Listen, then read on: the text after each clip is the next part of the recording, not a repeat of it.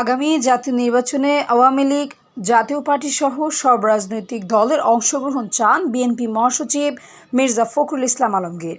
ভারতের দৈনিক এই সময়কে দেওয়া এক সাক্ষাৎকারে তিনি বলেন, বিএনপি কাউকে নির্বাচনের বাইরে রাখার রাজনীতিতে বিশ্বাস করে না। একটি অবাধ ও সুষ্ঠু নির্বাচনের মাধ্যমেই ক্ষমতার পালাবদল হওয়া উচিত।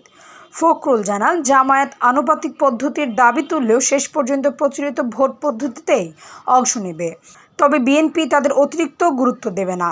তিনি আরও বলেন, সেনাবাহিনী ও অন্তর্বর্তী সরকারের প্রধান উপদেষ্টা ডক্টর মোহাম্মদ ইউনূসও ফেব্রুয়ারিতেই ভোট চান। আওয়ামী লীগের অংশগ্রহণ প্রসঙ্গে ফখরুল বলেন, প্রতিপক্ষকে ভোট থেকে বঞ্চিত করে যে ভুল শেখ হাসিনা করেছেন, বিএনপি সেই পথে হাঁটবে না। তিনি চান একটি উৎসবমুখর পরিবেশে সবার অংশগ্রহণে নির্বাচন হোক।